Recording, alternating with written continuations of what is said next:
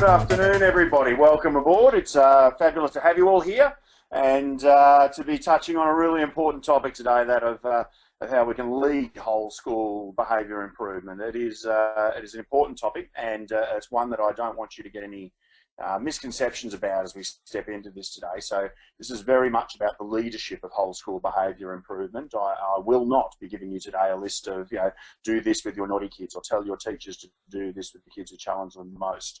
It's not about that. It is very much about our own leadership capacity this afternoon, and about how we can connect that improving capacity to the whole notion of building better behaviour in our schools. It's clearly a topic that is dear to your heart. I'm really delighted to have so many of you here today. We've had record registrations today for our leadership webinar. As many of you know, we alternate, so we do one month we do a very strong teacher focus practice webinar, and then in the second month we do, in the alternate month, we do a leadership focus webinar. Now you can imagine that we have quite a few more teachers that come on board than the leadership ones, but this is by a long way the highest registrations that we have had for people coming along to one of our leadership webinars. So it tells us this is still a topic that we're grappling with. It's a topic that we know is stressing our staff, we know is reducing the capability of our staff, and therefore it's one that we probably would be well worth spending a little bit of time on. Spending a little bit of spending that hour to actually sit back and reflect on what is it that we're really trying to do here. So in moving forward, what I'm going to do today is first of all give you the whole thing about what we're how you use GoToWebinar. I'm mindful that so many people on that we need to make sure that you know how to use the dials and the levers and the buttons that are in front of you today. We've got a newbie as well to be able to tell you about a new little feature that's available. So I reflected on this the other day. I was on a plane and I was thinking about the hostess was giving us the safety demonstration, and I wondered whether this little subtext was true for her, whether she was pointing to the doors thinking, yeah, like we'll ever need those. Because the truth is, if we plummet from 30,000 feet over the middle of Australia, that finding the door is probably not going to be particularly helpful. But nonetheless, they do it. And I think this is the case with behaviour sometimes too, that sometimes we allow the plane to crash before we think about what are the safety precautions we need to be taking, and that connects the whole notion of school culture. What's the work that we need to do to build a culture where the behaviours that are exhibited in our culture are the ones that drive our values and drive our purpose. Otherwise, the behaviours will determine our values and our purpose. So I always talk about the fact that unless we are really clear about the culture that we're developing and the supports that we're putting in place and how we're establishing really high expectations around conduct, then what happens is the behaviours will decide for us what our culture is. Whereas I know that from a leadership perspective, all of you would be far more comfortable with the idea of determining the culture that you would like, and then working out how it is that we can encourage the right behaviours, and also how it is that we can challenge the behaviours that we don't wish to tolerate. So today is going to be a very interactive experience. There's going to be lots of opportunity for you to make a contribution and for you to get your questions asked today. So I just want to run through the ways you can do that very quickly. There's a question box. So just know that there's a box that you can see in your dashboard there that you've got on the screen that allows you to ask questions. Occasionally, I'm going to just do a quick sweep of that. And our wonderful admin manager, Chris, is also keeping a keen eye on the question box. She's going to let me know if I need to pay attention in there. And what I'll do during the webinar is take the chance to pause occasionally and ask any questions, particularly those that are pertinent to the work that we're doing. If you do put a question in there that if you're having a little difficulty with using the webinar, or you're not quite sure about a button to press or something like that, then Chris will take care of that and hopefully be able to interact with you on the webinar along the trip as well. So feel free to use that question box for any purpose that's working for you. There's also a hand up option. So you'll see that there's a little button in there in your dashboard that looks like a little hand. And just like a regular old classroom, we're able to put a hand in the air and to be able to ask something. Now, if you do decide to put that hand in the air, I'm going to take it that you've got something to say or something to ask, and I'm going to unmute you. So just be aware of that. We'll go to you, we'll hear your question verbally, and we'll have a quick interaction around it. I'm going to give opportunity during the webinar to have a bit of a look at that, and then I'm going to do my absolute determined best to make sure that I leave a good little chunk of time at the end to ask questions, because I know that while I can present some information to you today that I certainly hope will be incredibly useful, What I know is that it's making sense of it. It's being able to contextualise it that's really important. So I want to make sure I reserve a little bit of time for you to be able to ask those questions at the end there.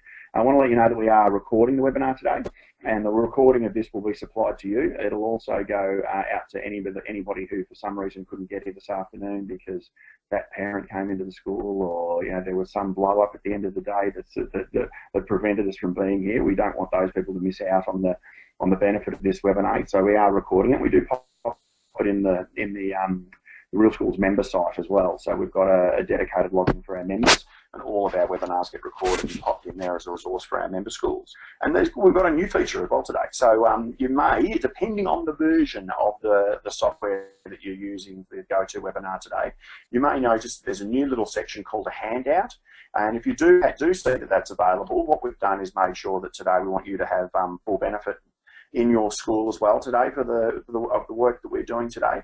And so what we've popped in there is a PDF version of the slide deck of today. So if you do have that handout section available to you, you are welcome to go in there. You'll see the Real Schools webinar leading WSBI, September 2015 there, and you can click on that, and you can have that record of the work that you've done today. Okay, probably time that we got started with things today.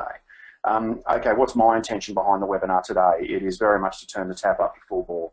So I know that when you come today with some very specific and very contextual needs around behaviour, and I want to acknowledge that 1 hour of really immersing yourself in that can do a bit, but not a lot. And so my intention is just to go full bore and to give you as much as I possibly can around leading a culture where student behaviour improves, and hope that some of it lands. Hope that you get to drink some of it. But what I am going to do also, if you can stick with the webinar today, is I've got several options for you at the end of the webinar that I want to show you. A couple of them are free, so there's a couple of things that we want to be able to provide you with for absolutely zero, and that you can use to build better behaviour in your school, particularly getting some traction with the most challenging kids. There's a couple that we've got that are paid options, but I can tell you right now that we're going to heavily discount a couple of things for you today. So stick around for some professional learning opportunities there at a significant discount. That I want to reward you guys for giving up an hour of your time. It's towards the end of term. I know you're tired, but you've decided nonetheless to jump on the webinar, and I want to thank you for that and give you an opportunity to get some real value out of it. And then I also want to show you, if you're fair income, if you're really serious about moving forward with building a fantastic school culture, improving behaviour, getting your teachers on side, getting your whole community on side, then I want to show you how we can do that together as well. So we'll feel a little bit like drinking from the garden hose with the tap turned full on, but hopefully something lands for you today. All right, what's always important for me is that we look to make sure as good educators that we are differentiating our work. So at Real Schools, we're really determined to find out how you're seeing things. I love this picture. It's what this picture is all about is it's an outdoor exercise area in London that they did some of that street art with, where you can only tell what's really going on with there from a certain perspective, from a certain angle. And so what I want to do is find out what's your perspective today. Where are you seeing the change agenda in your school? And so what I'm launching here is a quick poll. I'm going to ask you to get a bit interactive with us here. So I want to find out where it is that you're working. So are you here today in the principal role? Are you presenting today in the assistant principal role, or a senior or a leading teacher? We might have some people here today who are in that aspiring leader role, who are currently working and practitioners in the classroom. We welcome you. It's exciting for me to know that there are people who are looking to move forward with practice and to lead the practice of other people. And then you might be coming from a system perspective as well. So I'm really interested to know if you're here from that perspective. And what I'm going to do is just make sure that we flavour the webinar today with to make sure that we cater for the biggest majority of the people here that we possibly can. I'll give you a couple more seconds just to get those last couple of votes in. I like to get us above 80%. We've got 75 now. So last couple of votes in there, guys. And we'll close the poll there, having hit 80. All right, so I'm going to share those results with you. So what we can see here is we've got a huge majority of people that are in that direct hands-on school leadership type role. We've either got senior or leading teachers here, people in AP roles, and we've also got a significant cohort of principals in the house today as well. So thank you so much to those people. We really appreciate it. I'm going to hide those results because otherwise it does not let me go to the next slide. And the next little bit of interaction I want to do today is to find out why you're here. What's the mountain that you're looking to climb today? I really want to make sure that we cater for the need that you have in coming here today. What's really interesting is that you'll have a very specific purpose for being here today, and it usually connects either really strongly to the students. We're viewing that there's a challenge with our students, or we're viewing that there's a challenge with our staff in catering for our particular unique student cohort. So I'm launching one more poll here today. It's the last one we're going to do, so please grab that mouse and give us a click here to let us know what's the reason that you're here today. What's that big compelling reason that you're here? What's the mountain that your school is trying to climb at the moment? Is it around that challenging the practice of your staff, and how do I talk to people about this? How do I put targets in place around the way that those teachers are working? Is it genuinely around we've got disruptive student behaviour, where we've got a small cohort of young people who are impacting the learning of a large cohort of younger people? Is it about establishing a culture where expectations are high? I know that this is a real challenge for some of our lower socioeconomic schools. Is about saying, how do we get past that whole notion that one of the biggest issues we face is that we can't do much because of where the kids are from, and how could we establish high expectations in that environment? And parents, is it we've got some good ideas, we know what we actually want to change, but one of the problems is we can't get support from our community? Or is it about how we can actually change minds? Is it about how we can actually not just, we know what strategies we want people to use, but how do we get them to use it to the fullest of their ability? So thank you so much for your contribution there. We've moved really quickly through that. I want to share those results with you too. And what I'm seeing here is, again, a really strong, like I mentioned right at the start, most people want to talk about student behaviour because their concern is around how we can challenge the practice of our staff, or it's about how do we get somewhere with the current cohort of students we've got here. I'm also picking up really strongly here that whole notion of establishing high expectations. That what we're really focusing on here is how we can lift the bar, how we can raise the bar. And I'm also picking up the fact that we've had nobody who has said parent or community support. So I'm going to keep that in mind while we work forward today, and to take into account that what we have is a really strong intention behind all of you today. That what we want to do is to be focusing what's actually happening in the walls of our schools. So I'm going to close that poll. I'll hide those results from you as well, so we can get back into our webinar. And what I want to do here, I guess, to kick things off is, look, I'm going to be really honest here, is that a lot of people come along when they're talking about wanting to lead student behaviour, hoping that they'll get some affirmation, hoping that they'll find out that what I'm doing is the best that can possibly be done. If you came here today hoping for a pat on the head, then I'm sorry, but you're in the wrong place. What we've been doing in schools around student behaviour, and look, to be honest, for the last 150 years or so, has failed. It's been given a really good go. The whole punitive or blame-based approach to student behaviour, holding students highly responsible and using punishment as our default mechanism to respond, has failed miserably. We've got significant problems in our schools around respect, around empathy, around engagement, around interest, around curiosity, and we've also got increasing despondence amongst our teachers. Every teacher stress survey in every Western country around the world tells us that the thing that is keeping our teachers up at night is student behaviour. So the model that we've been using for that hasn't been working. So I'm not here today to tell you that what you've been doing is fantastic. I'm here to say that it's time to change. It's time to really have a think about how we can possibly move forward with that. Around that, I think one of the key mistakes that we have made in developing improvement in student behaviour is the over-programmatising of our schools. Now, what I mean by that is that we've searched for a cure for too long. So I've got half a dozen rules or so here, which is a little bit hypocritical of me, because I'll talk to rules and the great uselessness of rules very shortly as well. But I think as leaders we can see through the process for the content here. But there's no cure. There is no magic program here that you can bring into your school. At best, when we bring programs into our schools, we please our parents, who feel that at least the school's doing something with their great anti-bullying program that they run on a Wednesday afternoon, and the kids are bringing home posters, or they're putting signs up around the school about bystander behaviour, and we've got our values that are up in great mosaic murals around the school, which is all really positive, but the programmatisation model has an incredibly short shelf life. So at best, like I said, we might get some parents that feel like we're actually doing something about it, but at worst, this is a significant drain on your budget, but it's also a drain on your school's, your people's enthusiasm. So what I mean by that is that you've got people in your school who've seen every attempt come down the pike, they've implemented it, they've done the compliance thing, and then they've seen that it hasn't worked, and they've seen us move on to the very next thing. Even anecdotally myself, to be honest, I've sort of grown a little weary of speaking to school leaders who tell me that, oh, we took on Program X 3 months ago, and it's really changed the culture of our school.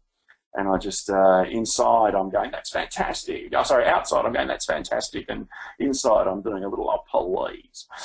Because the program thing in terms of building school culture doesn't work. What works is making sure that for once we can actually take a whole school approach to the way we build engagement and culture and the way that we focus on practice.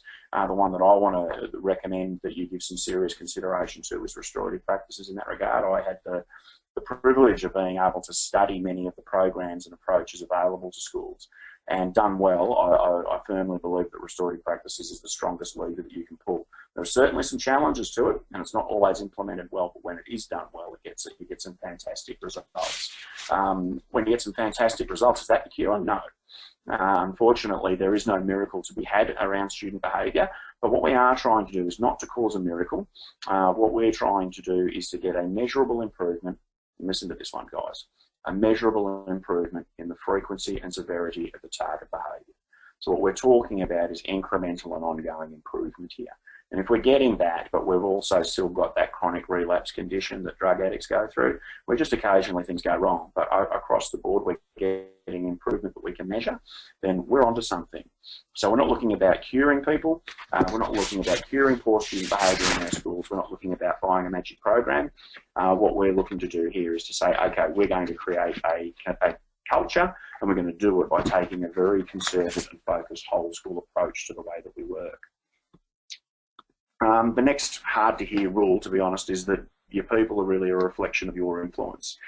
So knowing that we had 28% of people here today because they want to challenge the practice of their staff most effectively, I really want to let you know that the problem in addressing the whole idea of speaking and challenging to staff around practice, half of the problem is you and your influence over the staff of the school.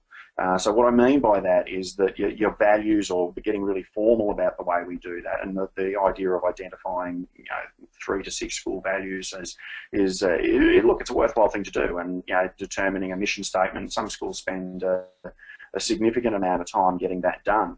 But what I do want to say to you is that your values are no good to you unless they're lived out through behaviour, and unless those behaviours become the traits of our leaders, unless they're the things that we deploy regularly. So one of the reasons that that a lot of our teachers won't take a dangerous or a leap of practice faith with us is because of a lack of trust. And that's a difficult thing to address, but it's not impossible, because as we all know, that trust is built. So we need to get to work about making sure that we build strong relational and professional trust with our teams if we want to go past the superficial level of putting our values in front of our school on signs and hoping that the behaviours will reflect those. The 2 most common values in Australian schools are excellence, and to be honest, if every school was excellent, then excellent just became average, and the other one is respect. And look, to be totally honest, in some of my professional training, I'm often asking groups of teachers and groups of parents, do you think we have a problem with respect in Australian schools? And almost universally they tell me that yes, they think we do. And so it's not working. The idea of just saying that we're excellent or saying that we value respect is not enough. It has to become a trait. It has to become part of the way that we operate as leaders. So I want you to really use the opportunity that's in front of you today to do some really uncomfortable looking in the mirror. I know that I tend to have a habit of looking in the mirror sometimes, like the fellow on the screen, and I need to step away from that occasionally and be really honest with myself. All right, hard to hear rule number 3 for me is about the whole idea that a model shift will be a strategy shift every single day. So what I mean by that is that one of the things we're trying to do in building a successful culture is that we're trying to place, and we're trying to have our people use relationships and to put relationships first, to place them first, to leverage relationships performance, to preserve relationships at all possible costs. And getting people to do that is not something that we can mandate, as we know. What we need to do is to encourage people and to scaffold people and to support people to be able to have relationship focus as something that they are, not something that they do. And there's a way to do that, and it is to immerse people in your school in the idea, in the opportunities to have creative thinking and to have sincere and focused dialogue around how they're practicing in the classroom. So it's the sharing of really fantastic informal work that they do. What they do when they get together in those environments. Well, we might provide a little line of inquiry and just let them go, just get out of the way for a bit. What they do is they talk to the how. They talk to how they've been implementing certain things in their classroom, and they talk less about what they do. The what we're talking about here is strategy. So, and the unfortunate part is that a model for the way that we work will kill the strategy that we've got every single time. Strategy is incredibly easy to sabotage. So one of the great little tiny little bits of informal practice that's worth using is that there was a study recently on what are the small behaviours that are exhibited by the best teachers in the best schools, and the schools that punch above their weight in a variety of different Western schools, and the thing that came out number one was that those teachers say good morning and they use the students' names, and that really matters to our students. It's a free hit. To be honest, we should just be making sure we do that in our schools. But there's a difference between saying, good morning, Charlie, it's great to see you today, how was the weekend? And saying, good morning, Charles, sit down. And so what we want to do is make sure that because it's not about what we do, it's about how we do it. And how we work and what the models are that drive our practice is a really important thing for school leaders to pay attention to. Hard to hear rule number 4 is that understanding first instruction. So what I mean by that is that what we're looking to do is to put in our hands of our teachers the really important understandings about the way that we behave, the way that our young people are learning to behave. And if we think about the muscle with which we lead and the muscle with which we learn to behave, it's the brain. And do our teachers really understand the way the brain works is what we need to do. And when I talk to people a lot about the difference between the neocortex of our brain, where our thinking and our logic and our reasoning and our language lives, and the limbic system of our brain, which is our emotional centre. So our neocortex is where we think, our limbic system is where we feel, and the role of the amygdala's role is to make sure that we're one or the other. And times when I think we're in direct danger and somebody's about to whack the head in a game, what we don't want to be doing is listing the 3 to 5 options that we might have available to us. It's time to feel something, and often we'll feel fear, which triggers a fire mechanism, or we'll trigger anger, which will trigger more likely to trigger fight and fight. But it'll make us do something that is less a thinking response, more a feeling response. And when people can actually start to get their head around it, start to tell stories about, well, this just like this kid, whenever it's actually, getting off and it's really hard to back. And that's because it's engaged. The limbic system will be working now. And what we need to do is to provide an environment where it's safe and comfortable for him to switch. So what we want to do also is put it in the hands of our teachers and let them contextualise it, let them work out using the relationships they have with kids what they need to do. They need to understand about human emotion. They need to learn about the ways that we learn to experience emotions and the way they impact behaviour. And that includes the negative ones. Schools have become a little bit pulling out in the way we work, and we don't want our students to experience any negative emotions because they're uncomfortable and people don't look at schools to be uncomfortable. Well, to be honest, even the emotion of shame is an emotion that exists for a reason in our bodies. It's not comfortable, it's not pleasant, but we can allow our young people to experience something you do when they do the wrong thing. And we allow them to do something very important, because shame's role is to awaken our conscience. Shame's job is to let us know as our central social record when we're doing the wrong thing. And we would like our kids to go and doing the wrong thing or not. It's hard to do it because it's shame. So what we want to do is say, the shame that you work in with such emotion. How can we sit in a way that gives our young people the opportunity to do something about it? What are the sets of behaviours that you share about what are the set of behaviours that socialisation and encourage cooperation? What are the behaviours that encourage fantastic relationships in the learning environment? And can we use so many of them actually come up from being able to choosing traits that actually define who we are? And then also how can we provide our teachers with the best knowledge and the best understanding around respect, around empathy, and around relationship building, so that you can actually make sure that these are hallmarks of the way that we work, rather than telling people to show respect. We talk about the 20 behaviours that best build respect and support people to be able to incorporate that into the way that they interact with young people. So really, really good, and really important that we provide really fantastic understanding to people rather than the notion of telling people go do this. Let's tell them on the why. Let's trust them with really key information around the way that we learn to behave and just see what they're capable of doing.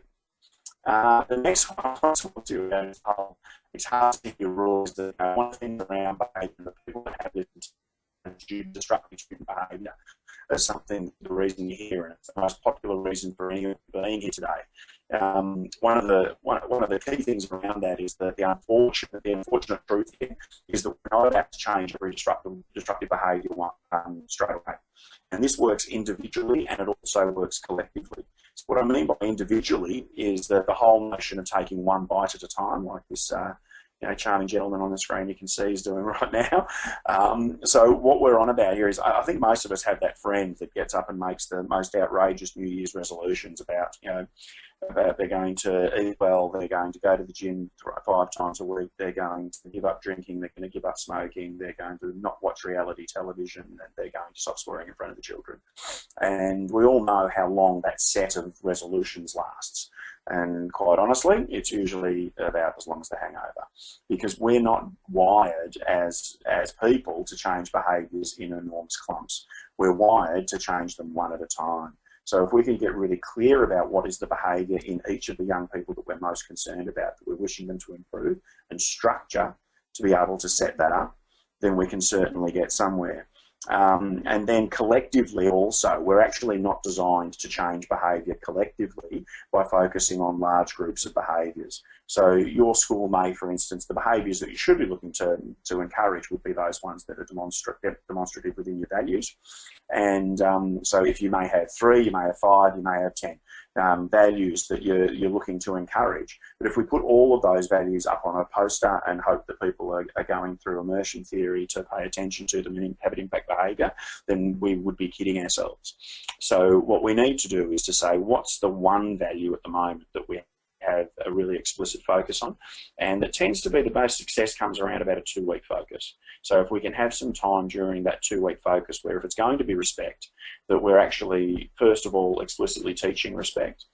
Then we're giving our students opportunity to have a little bit of fun with it. Now that might be making our signs or doing role plays or writing stories or drawing pictures or artwork or performing arts, and anything that we can actually do with that behaviour. And then we actually look to encourage them and reward them for applying that behaviour in the real world, in the actual learning environment or in the yard.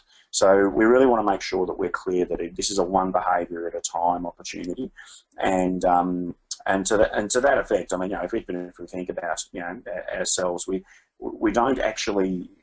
What I'm trying to say here is that it's only thinking that can change behaviour. It's actually not behaviour that drives thinking. So even an overweight person doesn't start eating Brussels sprouts for fun. Just, I'll try this. I'll just start eating Brussels sprouts. And then all of a sudden they go, guess what? I lost weight. What they do is they think, I'd like to lose weight. And a decision that they make as a result of that thinking is that they decide to eat Brussels sprouts. So what we want to do is to encourage fantastic thinking. And if we can do that about one specific behaviour, we have a better chance of getting somewhere. And the last, probably the hardest to hear rule is there are 3 P's that you're going to need to be able to make this work. And number 1 is the idea of patience. So what I mean by this is that we're not looking to change strategy, remember, we're looking to change model, and model shifts take time. A bit like the drug addict I mentioned before, it's a chronic relapse condition. We get really great enthusiasm and we implement new strategies, we get a bit of success and things start to go really well, and then one day we're a little off our game and the strategy doesn't work, we don't do it quite as well, and we default back to the old. And so we need to understand that that's going to happen, even though I think about us and the use of our mobile phones over the years, and I don't know how many of you were a bit like me and had a Nokia mobile phone back in the day, and we loved them. We were so loyal. We were incredibly loyal, and we stuck with an old model, with an outdated model, while the old person around us just picked up a smartphone and improved their life. And so what I don't want you to do is that. I don't want you to I don't want you to just stick with what's not serving you. I want you to actually get ahead of the march. I want you to decide that this is the best practice path that we can go down. This is how we're going to focus on it. And then I'm going to be patient. We're going to stick with this while we learn it. We're going to get through the difficulty, and we're going to skip a march on everybody else. The next thing you'll need to do is to persist. Incredibly important, because what we're talking about here is avoiding the one piece of vernacular that, to be honest, we need to eradicate from our leadership and from our teaching vocabulary, and it is the expression, "I tried that and it didn't work." We will hear that from people as they start to make changes in their practices. Yes, I know the whole thing about asking questions of students instead of telling them what to do. I tried that, but it didn't work with this kid. And of course it didn't. Again, we're not looking for miracles here.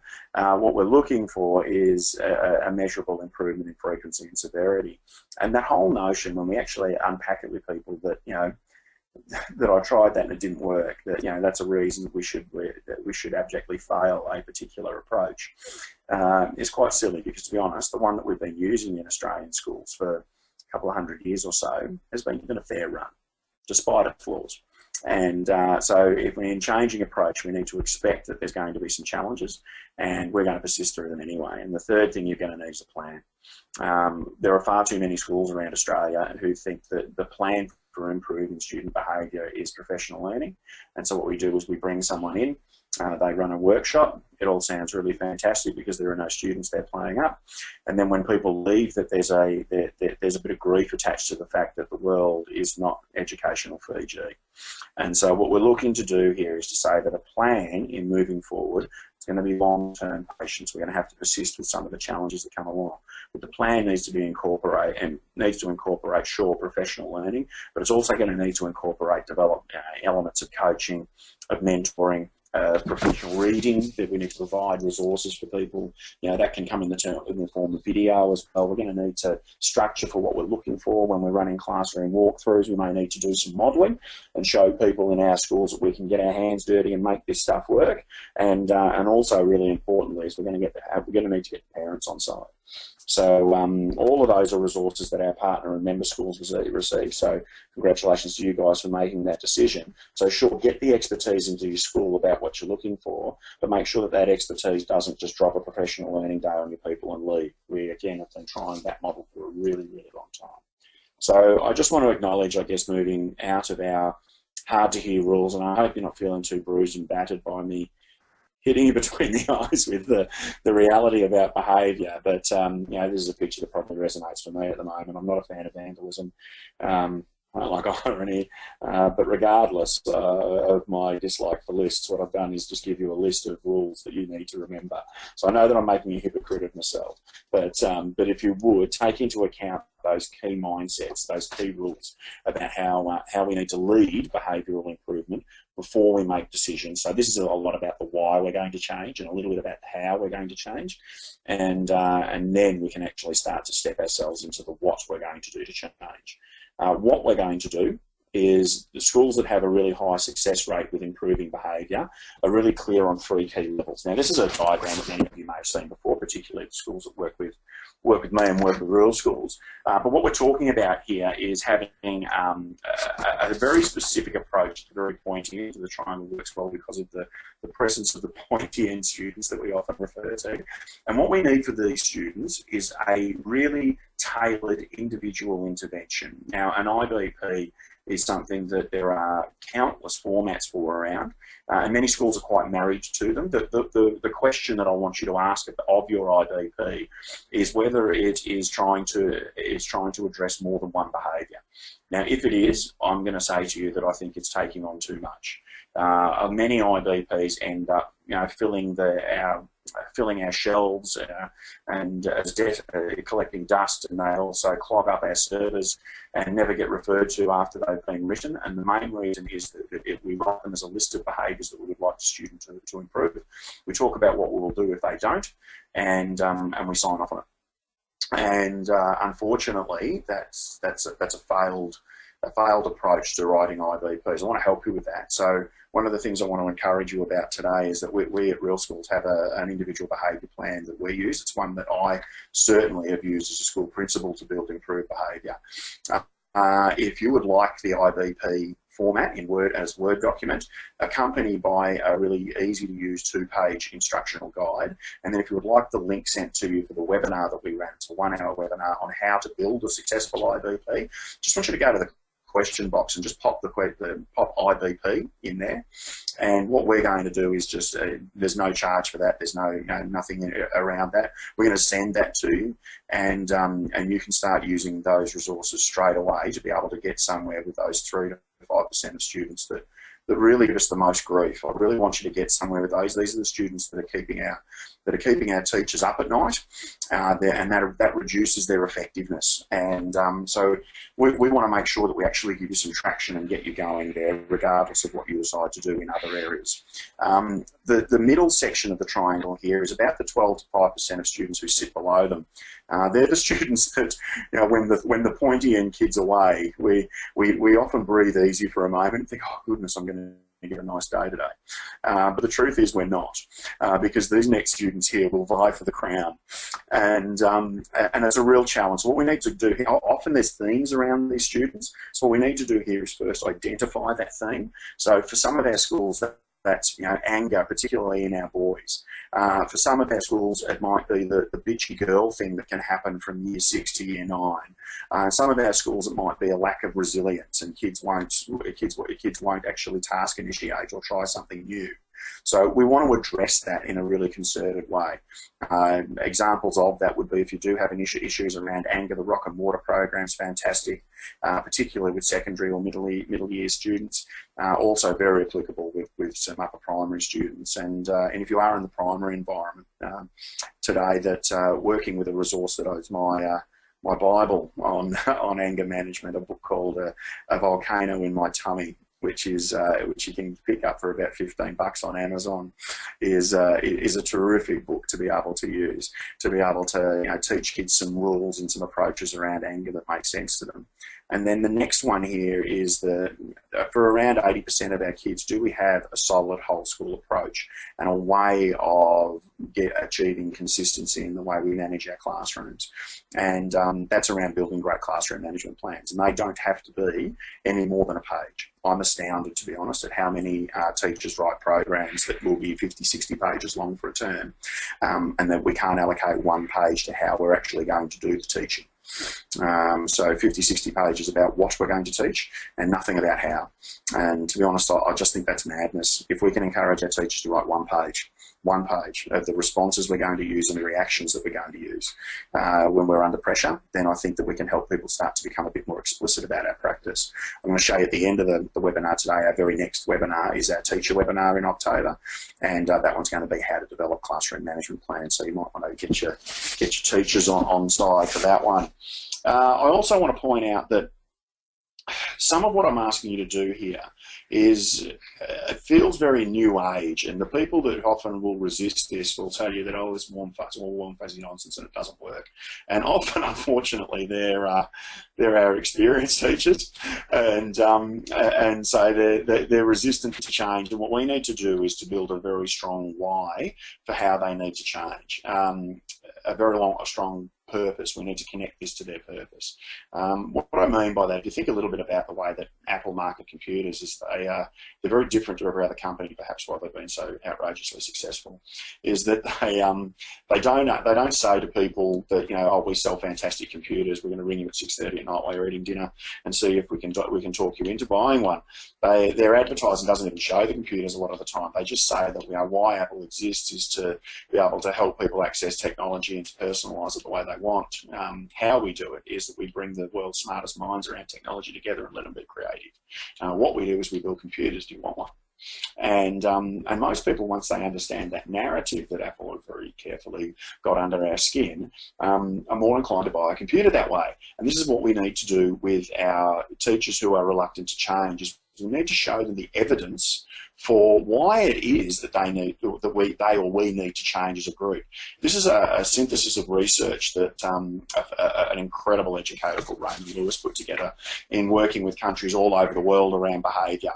And what he looked at along those orange words there are the default responses that teachers use to student misbehaviour. He then looked at what happens in terms of distraction, what happens in terms of negativity to the teacher, and what happens in terms of whether the action feels justified or not to the student when the teacher uses those. To explain the data display, if you look there across, let's say you look at involvement and then under distraction, we can see that in that area there we've got a 0. That means there was no change. Nothing happened. If we look above it, when you use aggression in terms of distraction, the distraction goes up because this is a positive number. It goes up by a factor of 0.35. And if we look above that to recognition, we can see that distraction went down. The student was thinking about their behaviour a little bit by the factor of 0.15. Now, I really only want to look today at the top two here. Look at the idea of if a teacher uses punishment. Well, if we just, for instance, you know, send a student out of the room and make them sit there and write lines, distraction goes up by a factor of 0.22, meaning that the student is not sitting out there thinking about their behaviour. Negativity to the teacher has also gone up by 0.23. Okay, so they don't like their teacher anymore very much, particularly right now. Funnily enough, the action feels justified by a little bit, by 0.06. So the student kind of knows why they're out there. They just hate their teacher because of it and refuse to think about their behaviour. So I don't know about you, but I just feel like that's not pole position. So that's not what we're actually looking for. If we use discussion, what I mean by discussion here is, can we ask questions? Instead of telling the student what they're doing wrong and what we're going to do to them, can we ask a question? Can we ask a question as simple as a student who's using their mobile phone under their desk? Hey, what's this all about? What's going on here? What's happening with the mobile phone? And if we pause at this moment and just try to stare them out a little bit, and when they say to us things like, you know, I don't know, then what we can do is go, oh, no worries, I'll just give you a moment to think about it.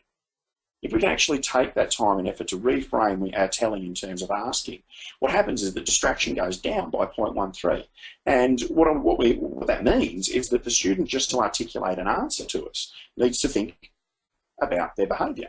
So they do start to think about their behaviour. If you remember before, what we said before, the example about the Brussels sprouts, is that doesn't happen by accident. We have to think about it first before we go to the shop and buy Brussels sprouts. Stepping along a little bit further, negativity the teacher has gone down quite significantly by 0.28. And so what that means is that because we confronted the student with a question, our relationship with them actually got better. They appreciated it, even better than if you go right down the bottom to hinting. If we give a little hint, they shouldn't be using the mobile under the desk. Sure, they think we're reasonably nice, and our negativity goes down by 0.09. But it goes down 3 times better if we actually eyeball them and say, what's going on? And then whatever the action might be, whether it's loss of mobile phone, or whether it's a punishment of some sort, or whether it's, you know, exclusion from the room, or whether it's extra work, you know, whatever gets applied there, the action is justified, goes up by 0.24, which to me is incredibly exciting. The student thinks, yep, this is all fair enough, my relationship got better with the teacher, and I've actually thought about my behaviour a little bit. I don't know about you, but I tend to think that we kind of, as educators, don't have the right to ignore this any longer. This is not just new age, warm, fuzzy gunk. So it is really very much time for us to look at the research here around best practice. And as leaders say, how are we going to provide the scaffold? How are we going to provide the plan? How are we going to provide the support? And then how can we be persistent enough and patient enough to make it happen?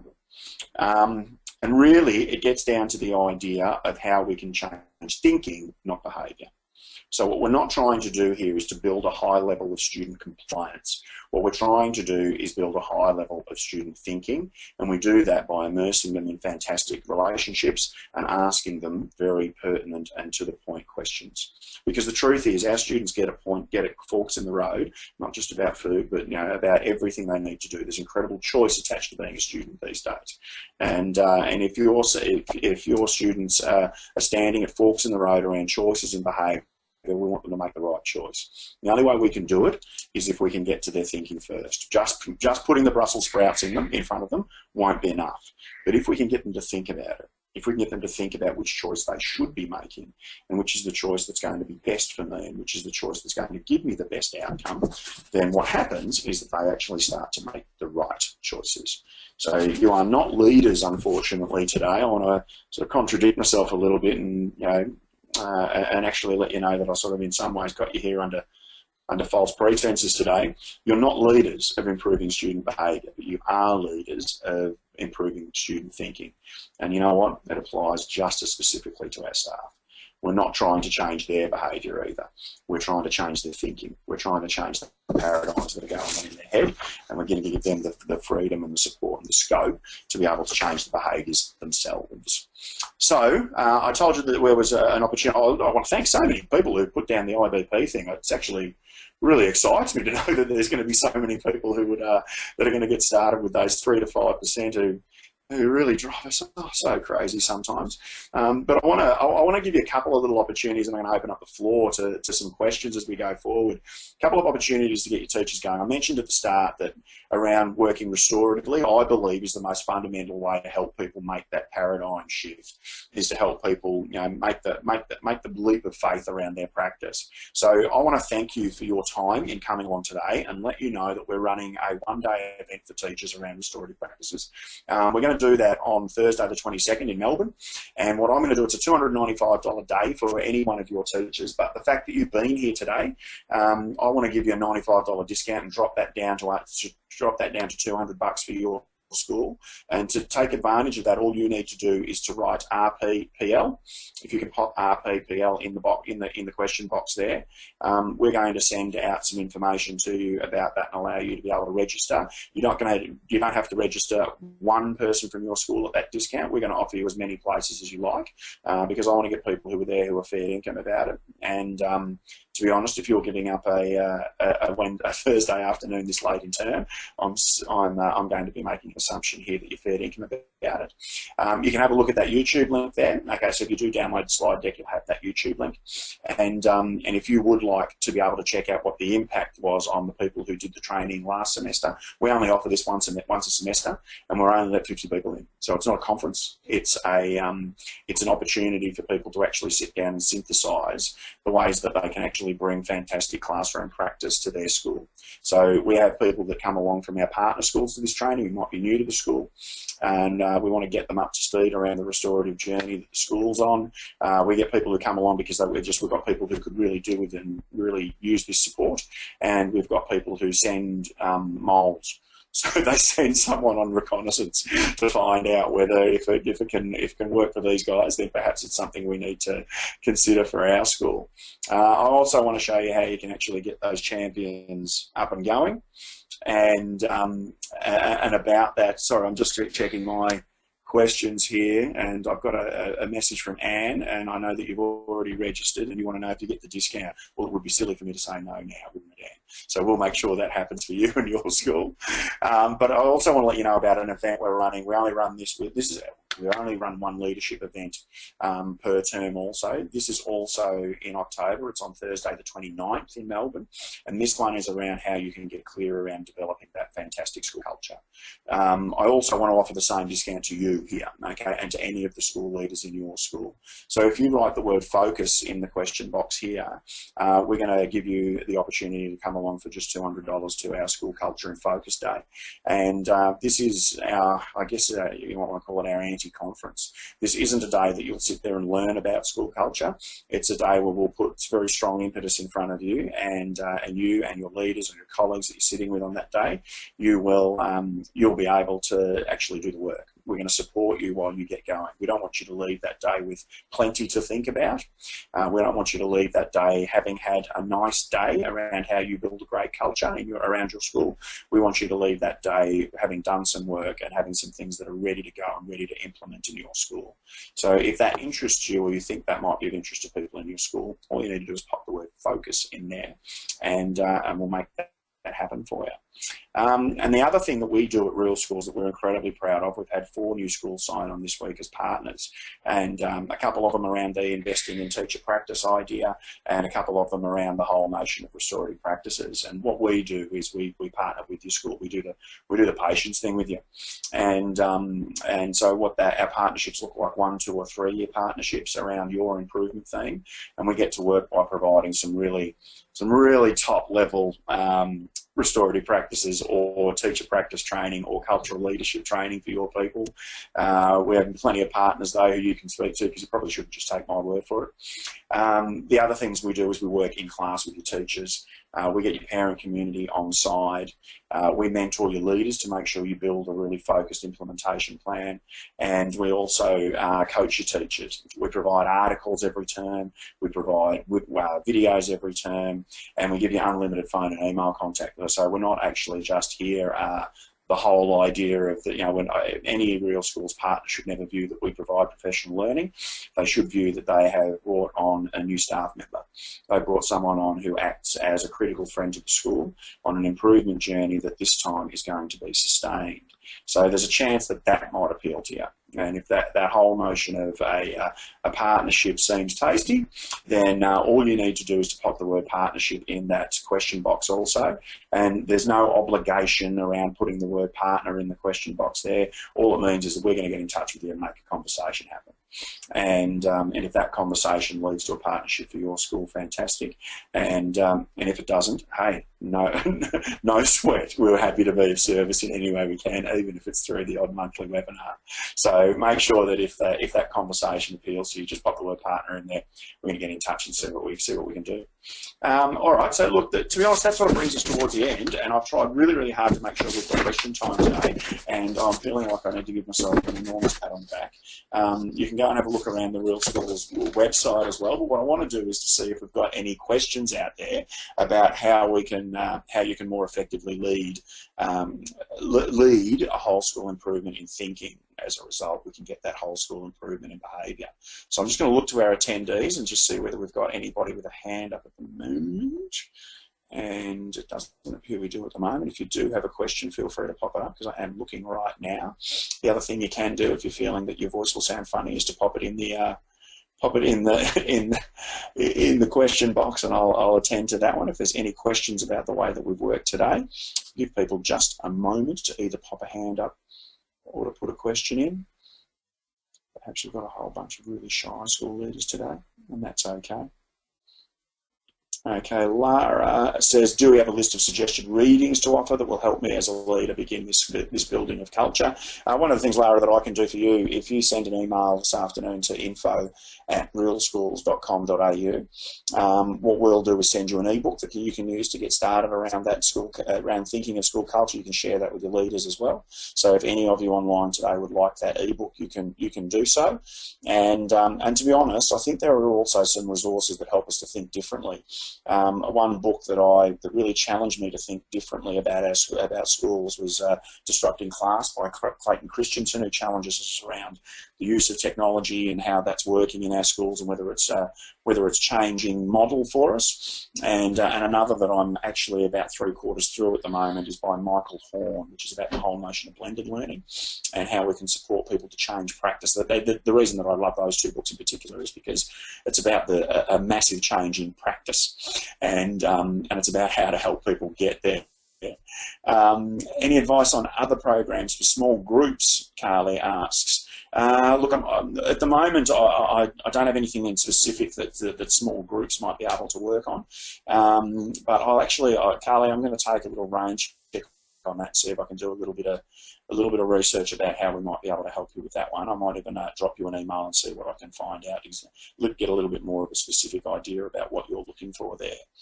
I've got a couple of other questions that we'll get through there.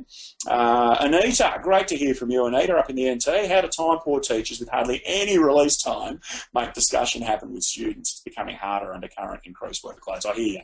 And most teachers will tell us very quickly that they're time-poor. And what I will tell you is that the whole notion of, for instance, asking a couple of questions, for me, you do it when you get the chance. So I think that any of those, when we ask a question about, even the example of the student with the mobile phone under the table, is that I might persist with that for a moment. I might say, hey, it's really annoying me that you're doing that. I'd really appreciate you put the phone away. But obviously that doesn't always work.